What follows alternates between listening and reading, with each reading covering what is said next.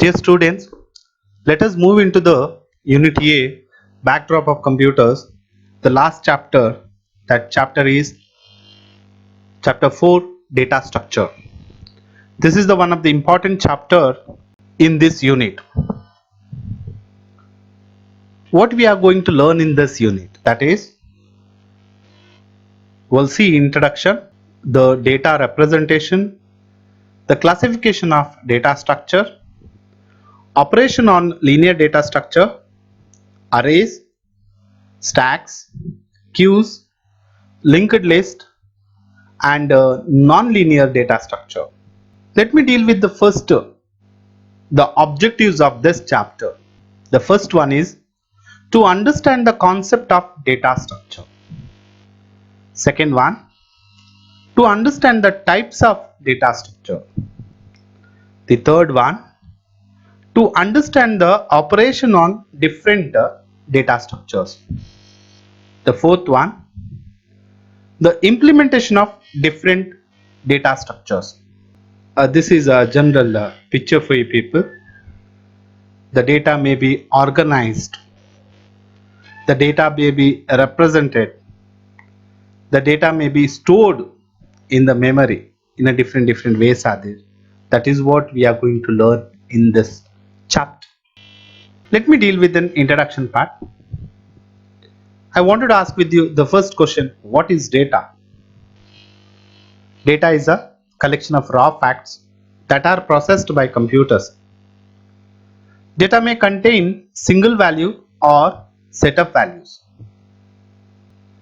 Data structures provides a means to manage large amount of data efficiently. Data structure also key factor in designing efficient algorithm. Altogether, I can define it as a data structure is a specialized format for organizing and storing data. How exactly our things we organize in our room or in our place, so that next time when we'll access it, easily we can find those things. Similar way, in the computer, we have to store the data and we have to retrieve the next time for any process. So that is what we are storing the data in the computer is called data structure. So we are using some formats to store the data and to organize so that we can access next time. Let me move to the data representation. Computer's memory is used to store the data which is required for processing. That is itself called as data representation. The data structure mainly deals with the logical or mathematical description of structure and the implementation of structure on a computer. Also, analysis of structure, which includes determining amount of space in memory and optimization of the time taken for processing. So these 3 points are important. The data structure deals. We should know what kind of structure we are using. That is, logically we are predicting the structure in the memory. It should be in that way, it should be there, and that prediction we are going to implement on the computer memory. And also we are analyzing how much space it is required in the computer to store, as well as accessing time, because if it is accessing time is huge, then the time will be taken for the processing on data, it is becomes more, so that may be delay. So that's the reason we have to optimize in such a way that the time taken to access the data should be less. Moving forward, the classification of data structure. The data structure can be classified into two groups, that is, primitive data structure and non-primitive data structure. Now we'll see the primitive data structure can be classified into further. It's integer, floating points, characters, pointers. The non-primitive data structures can be classified into arrays, list, and files. The arrays can be classified into single dimensional, two dimension, and multi-dimension. Already we have seen in the first year arrays. This is a structure which used to store the data, and we are going to learn detailed in this chapter. The list can be further grouped into linear and non-linear. Under the linear, the stack, queue, and the linked list comes. Under the non-linear, trees, graphs comes. Students, will see one by one these structures. Let me deal with the primitive data structure. The data structures that are directly operated upon by machine level instructions are known as a primitive data structure. Of course, in our computer programming, we are using basic data types, what we are calling. So that is itself are called primitive data structure. That is none other than integer, real, what we are calling float, logical data, character data, pointer, and references. Last year we have seen in the C++ programming, we used basic data types, that is int, float, double, char, bool, void. These all data types are called primitive data structures. The operation on primitive data structures, what and all different operations are done by or handled by primitive data structure are, the first one is their create.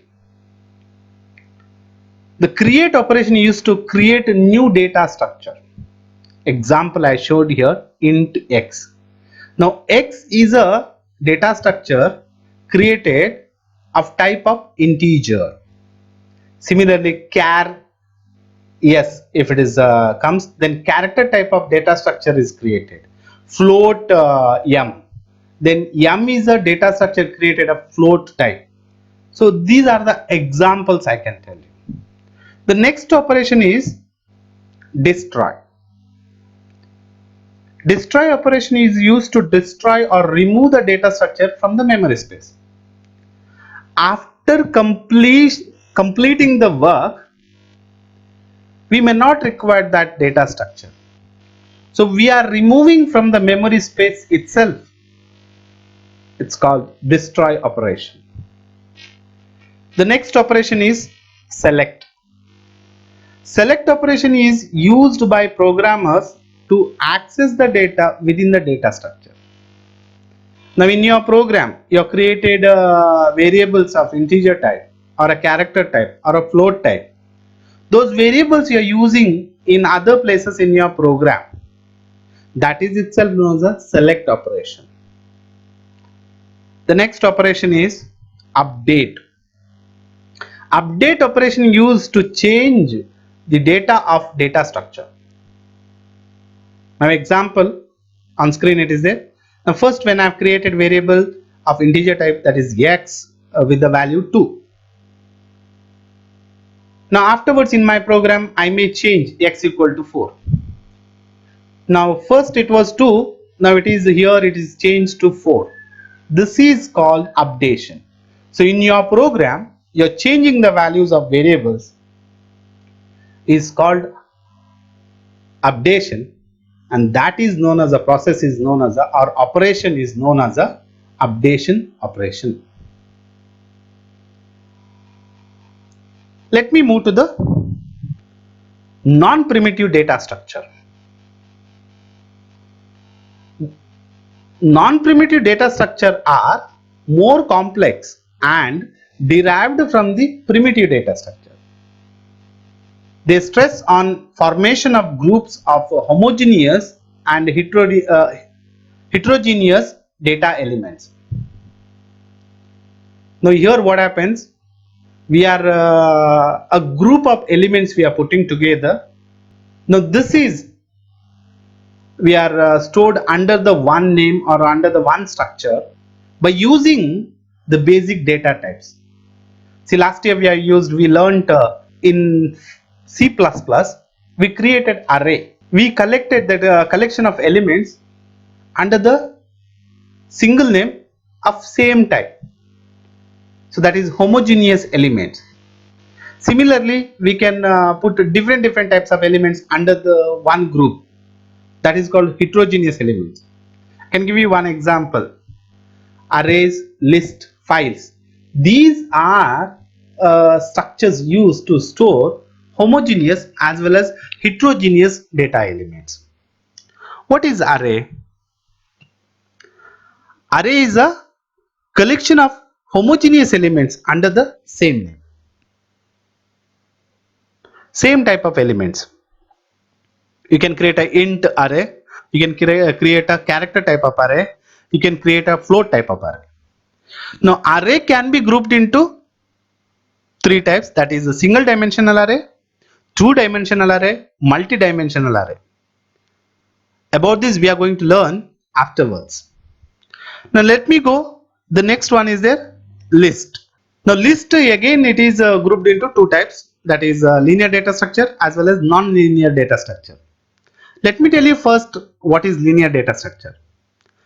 The linear data structures are a kind of data structure that has homogeneous elements, and this type of elements are stored in stack, queue, linked list.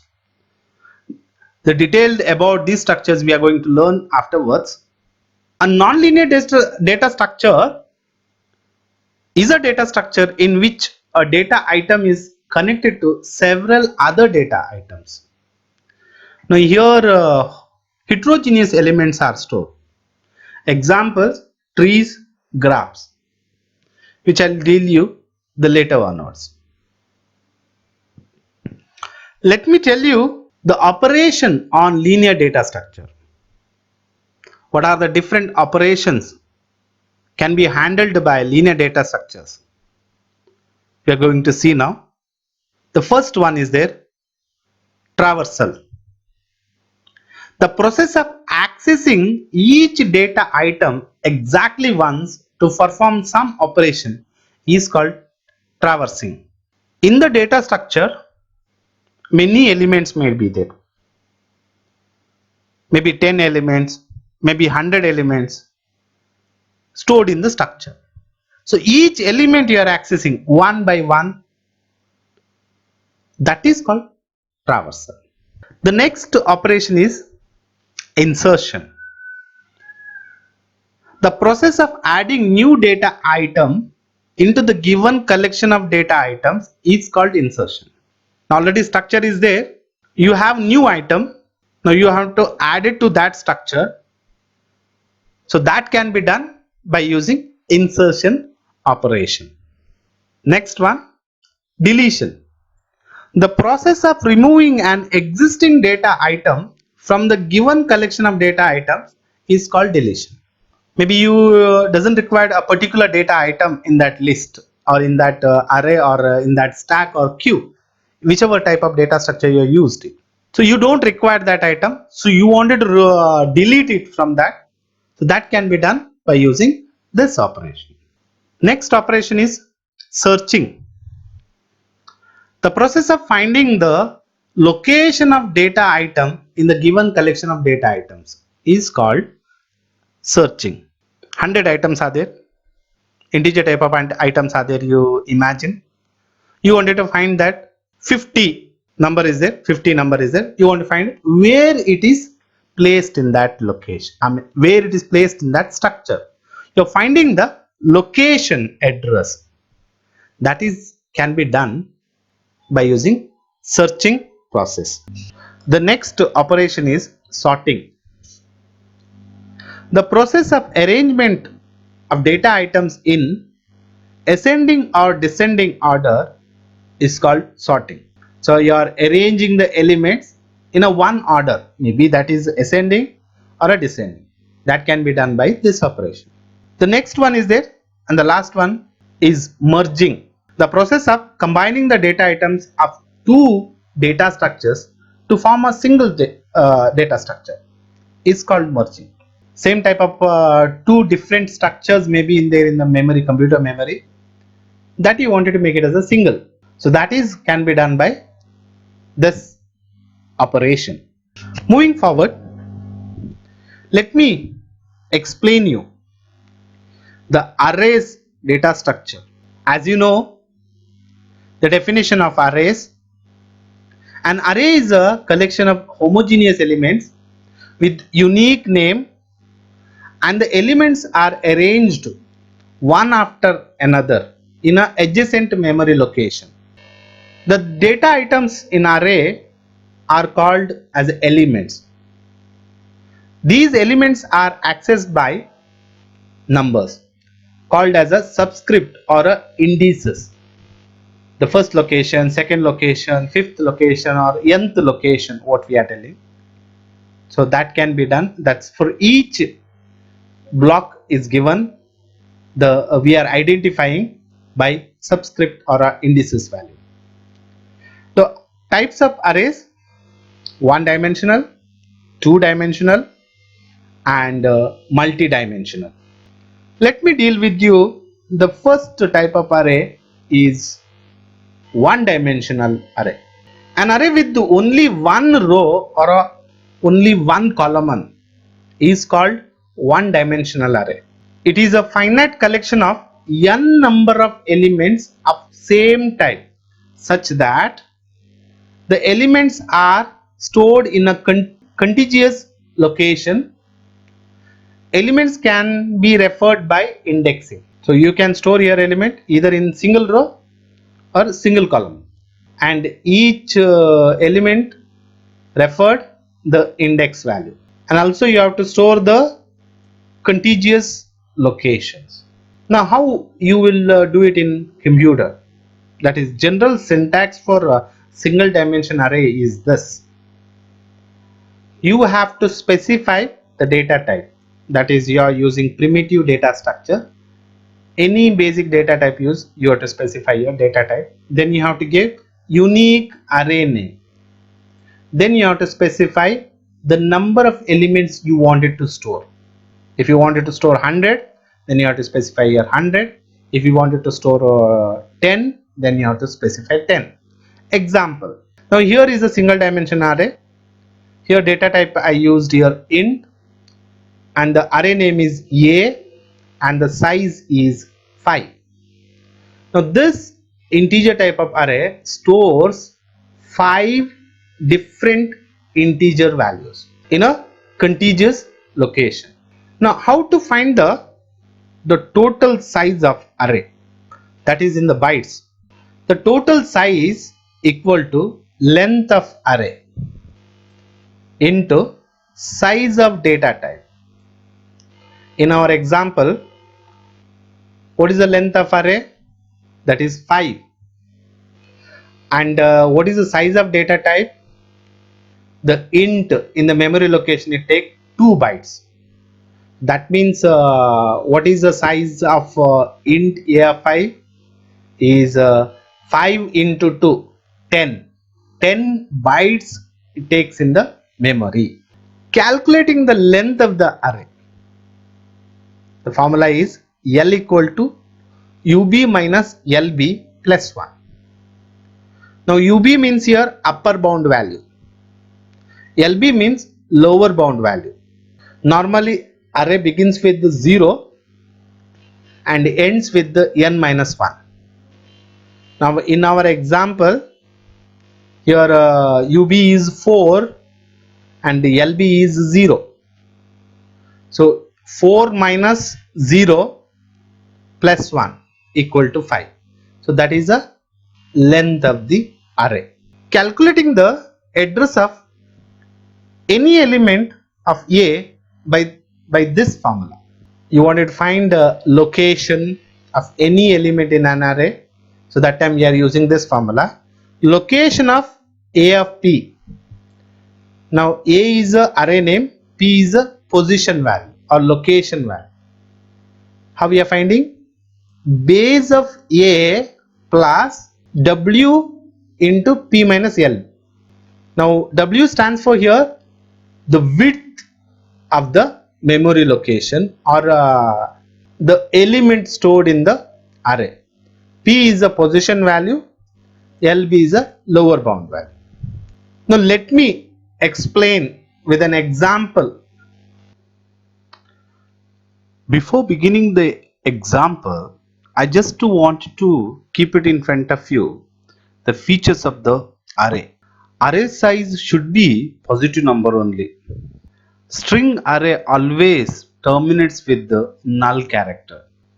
Array elements are counted from 0 to n minus 1, and array is useful for multiple reading of elements.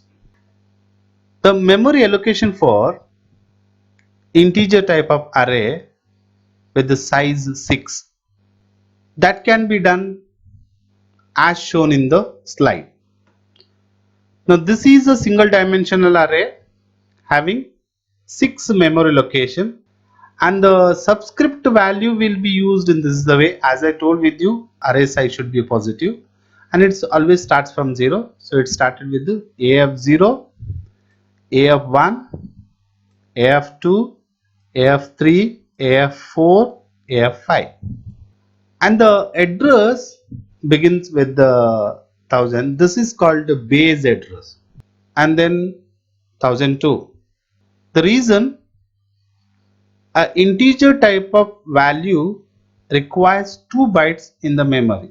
That is the reason here it becomes 1002, then 1004, 1006, 1008, 1010. Each time it increases by 2 bytes location. Let us see the values are in the each location of the, that's I had given 5, 7, 6, 2, 0, 1. Now how to find the total size of, we know the formula, the total size is the number of elements into the width of each memory location. That is, the number of elements here is 6 and width is, as I told with you, integer type 2. Therefore 6 into 2 is a 12. 12 is a size of array.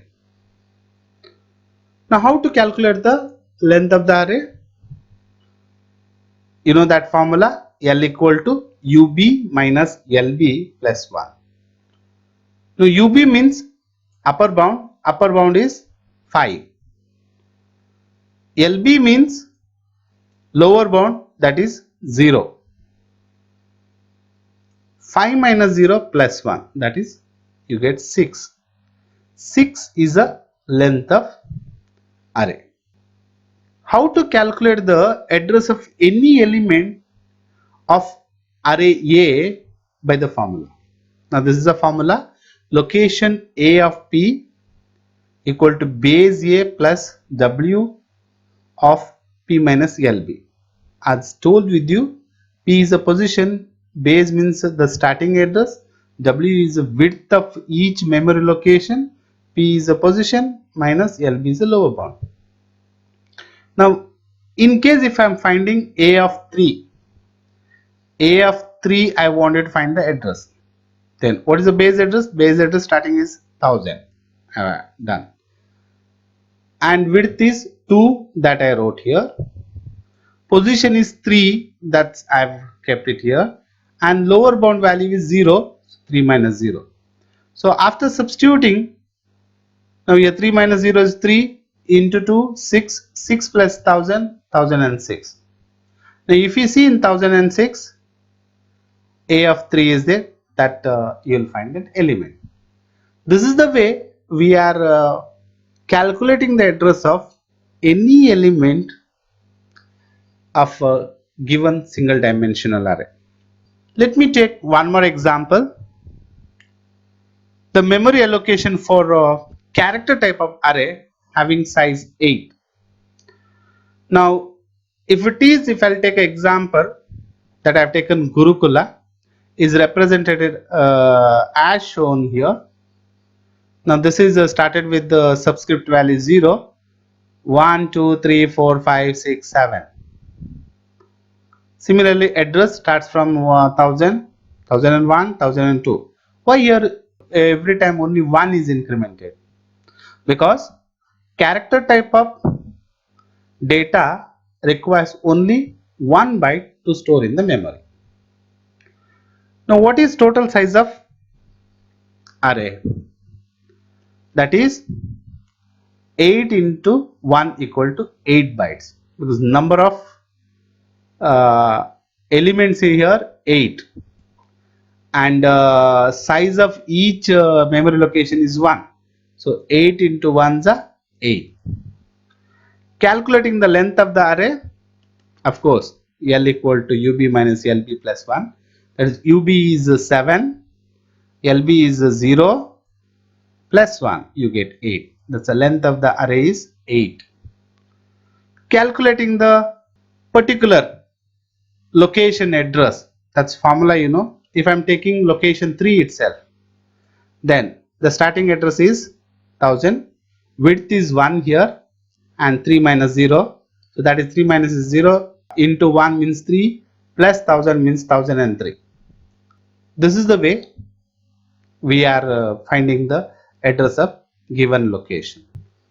Moving forward, the basic operations on one dimension array.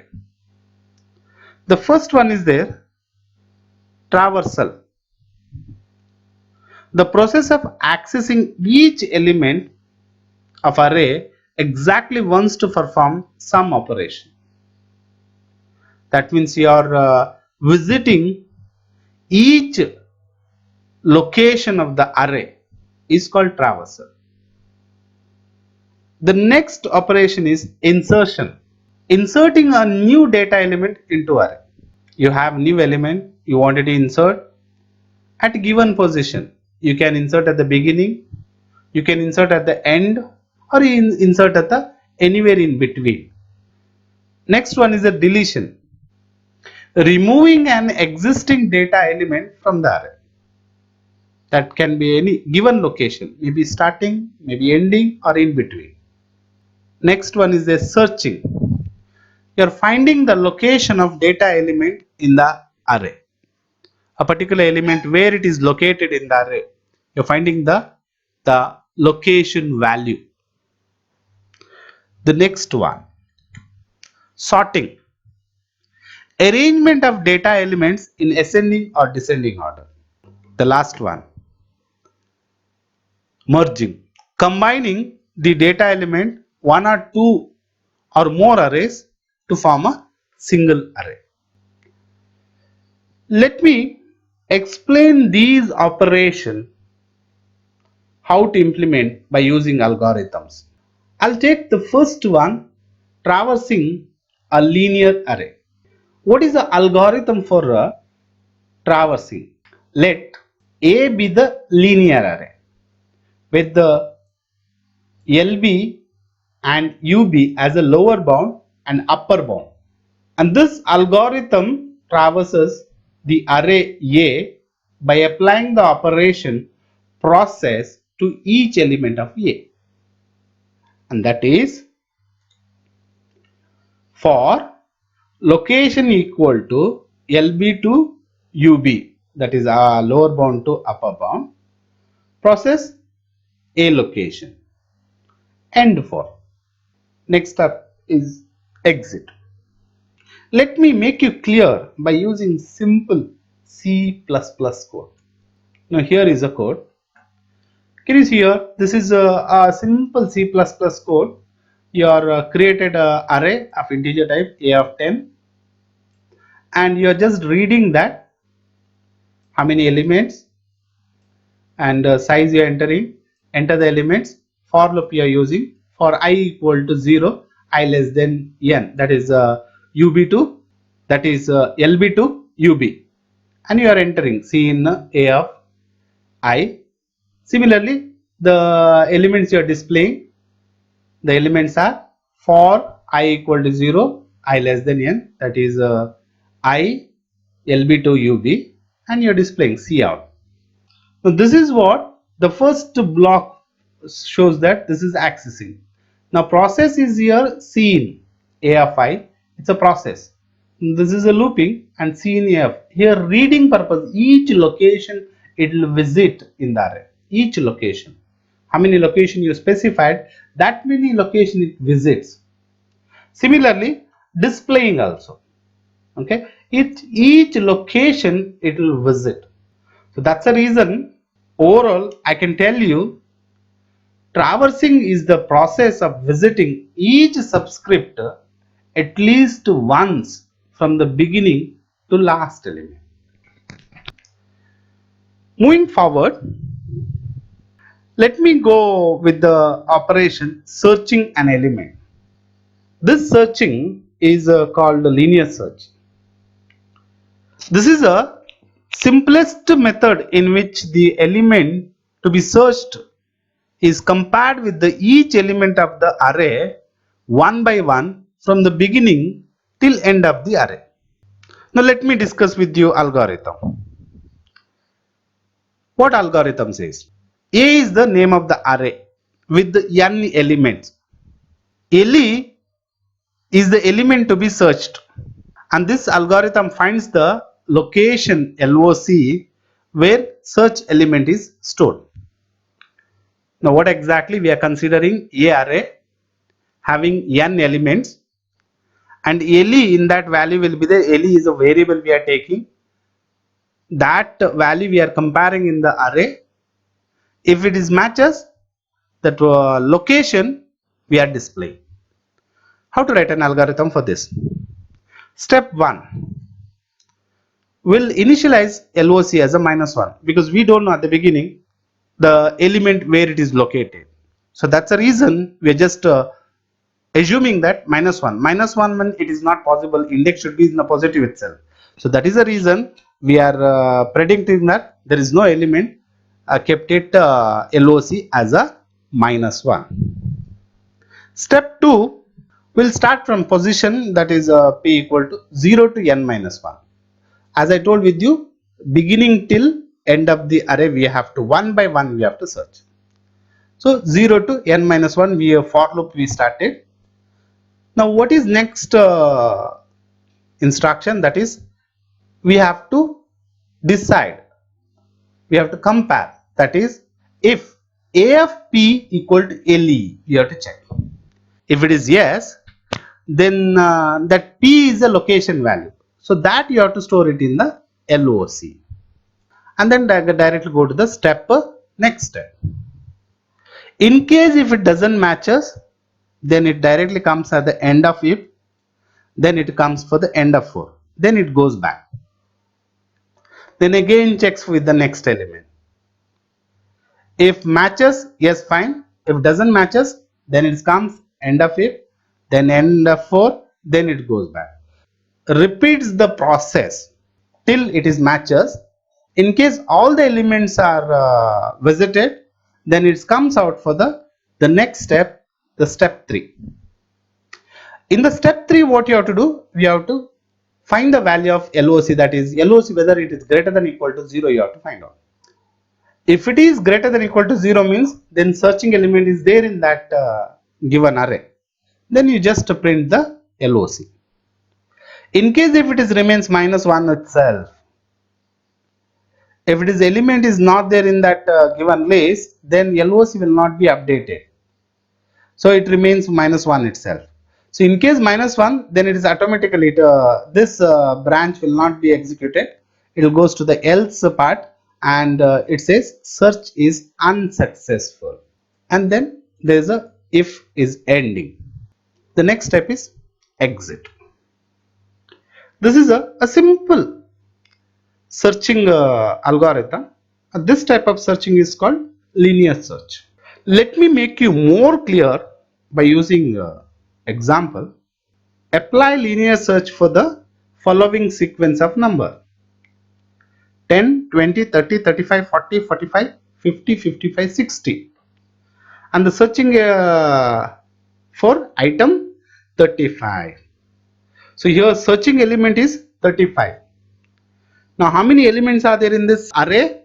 We have 1, 2, 3, 4, 5, 6, 7, 8, 9 elements are there. Got it right? So index value starts from 0 to 8. So as per the algorithm, LOC we made it as a -1. Now what is n? 9. And the given element, searching element is 35. The array is 10, 20, 30, 35, 40, 50, 55, 60. Now first starts from p equal to 0 to 8. Now a of 0 it checks with the LE. Now what is a of 0? It is 10. That is compares with the 35. Whether it matches? No. So what it does? This is the first iteration. It goes to the next iteration. In the next iteration, the p value increased by 1. That becomes a of 1 now. A of 1, whether it is matches, LE it will check. Now here a of 1, what is there? 20. The 20 doesn't matches with the 35. So it goes to the next iteration. So that is p value increased and p value now become 2. Now it is compares a of 2 with the LE. A of 2 is having 30. 30 is matches with the 35. No, here also doesn't match. So it repeats the process. This is a third iteration. It goes to the fourth iteration. Now p value will increase to 3. Now a of 3 is whether equals to LE check. Now a of 3 is having 35. Now searching element is 35. It is matches. Therefore LOC equal to p it will be done. What is having p? That is 3. Now LOC becomes 3. This is the fourth iteration, and here the searching element is found at location 3. Directly it goes to the step 3, no? So search element is found at location 3. It display on the screen. Moving forward, I wanted to explain one more searching algorithm, that is binary. When the elements of array are sorted order, the best method of searching is binary search. This method compares the element to be searched with the middle element of the array. How exactly? I'll make you clear. Let B and E denotes beginning and end location of the array. We are taking two variables, this B and E. B means starting point, E means ending point. The middle element A of M can be obtained first finding the middle location. How we are finding the middle location? M equal to int of B plus E divided by 2. B means beginning, E means end, and divided by 2. Why we are taking int here? Because we are taking the quotient, it should be there in integer format itself. In case if it is comes quotient is 1.5, then we are taking only 1. If it is comes 2.75, then we are taking 2. So we are taking only integer part. That's the reason we are specified here int. Now if A of M equals to LE, now this is the middle of element. If it is equals to LE, then search is successful. Otherwise we have to new segment we have to find, and this is the way. If the searching element it is less than mid of element, then searching should be continued at left half segment. Therefore we have to end point, we have to reset to the E equal to M minus 1. Now this is sorted array. As I told with you, we are finding the middle element. That time middle element when you are finding in the array, two segments becomes left side segment and the right side segment. So if it is searching element is smaller than middle element, that means it should be in the left side. If it is bigger than that, that means it in the right half of the segment. If it is LE is bigger than A of M, then right half segment. So that time beginning value we have to reset B equal to M plus 1. If LE is not found, that searching element is not found, then condition B greater than E, that result search is unsuccessful. So let me explain with the algorithm itself. This theoretically what I explained you, I'll make you clear with the algorithm. The algorithm is A is the sorted array. We have to consider array A in a sorted order itself with the LB as a lower bound, UB as a upper bound. Let BEM denote beginning, end and middle location of the segment A, that is array. So that time step 1 what it becomes, set B equal to 0, E equal to n minus 1 and location equal to minus 1. What is step 2? We have to use the loop, that is while B is lesser than equal to E.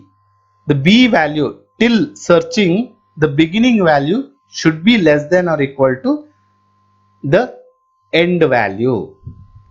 We are taken as a while loop.